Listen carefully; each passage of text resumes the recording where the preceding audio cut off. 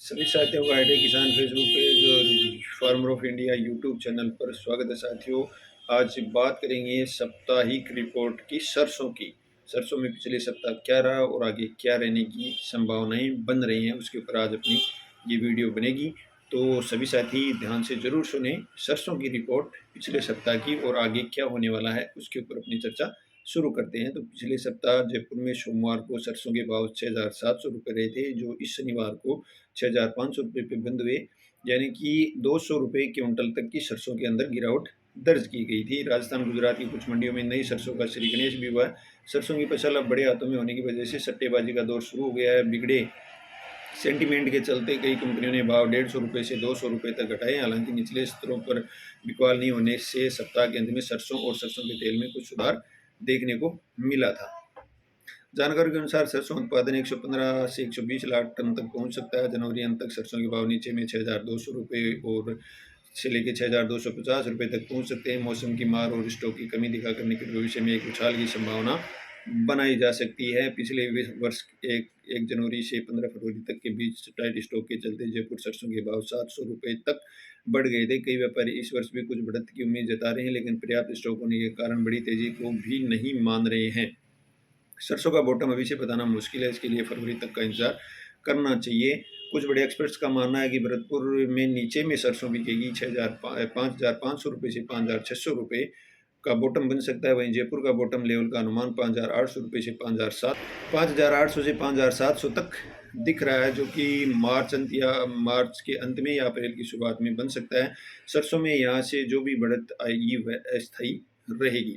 विदेशी बाजारों की स्थिति की बात करें तो चीन ने जीरो कोविड पॉलिसी को अंतिम विदाई देते हुए सीमाओं को फिर से खोल दिया है। चीन द्वारा सीमाएं खोलने से कच्चे तेल की मांग में सुधार की उम्मीद से कच्चे तेल में बढ़त दिख रही है। सीबीओटी सोया तेल प्रोजेक्शन अर्जेंटीना के सूखे मौसम और कच्चे तेल में मजबूती के चलते हाल ही बढ़त दिखा रहा है। डालियान एक्सचेंज चीन में कमजोरी के चलते केएलसी में हल्की गिरावट के साथ खुला। चीन की सीमा खोलने की खबर पाम ऑयल के लिए सकारात्मक है। हालांकि मलेशिया का पाम तेल निर्यात तेजी से गिर रहा है, जबकि उत्पादन भी घटा। मिले जुले फंडामेंटल और विदेशी बाजारों से समर्थन नहीं मिलने के कारण केएलसी में उठापटक देखने को मिलेगी। तत्काल समर्थन 4,000 पर देखा गया, जबकि प्रमुख समर्थन 3,750 पर है। केएलसी मार्च कॉन्ट्रैक्ट को 4,250 के पास रेजिडेंस का सामना करना पड़ा, वहीं से फिर वो पलट गया। केएलसी 3,750 और 4,250 के बीच कारोबार कर रहा है। जिस पैटर्न में केएलसी ट्रेडिंग कर रहा है उसके अनुसार तत्काल समर्थन 4,000 होगा, जो टूटने पर गिरावट 3,750 तक बढ़ सकती है। नई खरीदारी के लिए 3,750 3,800 का स्तर सबसे अच्छा होगा।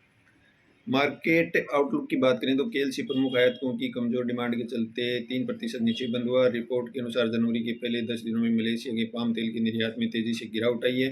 निर्यात में गिरावट आई क्योंकि अधिकांश खरीदार नए साल की छुट्टी पर थे। मलेशिया में दिसंबर अंत में पाम ऑयल का अंतिम स्टॉक 5% गिरने का अनुमान है। दिसंबर महीने में उत्पादन में भी 3% तक की गिरावट का अनुमान देखा गया है। इनमें से अधिकांश रिपोर्ट्स अब हजम हो गई हैं और केएलसी में 4,250 से आगे बढ़ने के लिए नई ट्रिगर की आवश्यकता है। वैश्विक बाजारों का रुख कमजोर रहने से स्थानीय बाजारों में पाम तेल की कीमतों में 2 से 3 रुपये प्रति किलो की गिरावट आई है। आपूर्ति और मांग सामान्य होने के कारण पाम तेल की कीमतें सीमित दायरे में कारोबार कर रही हैं।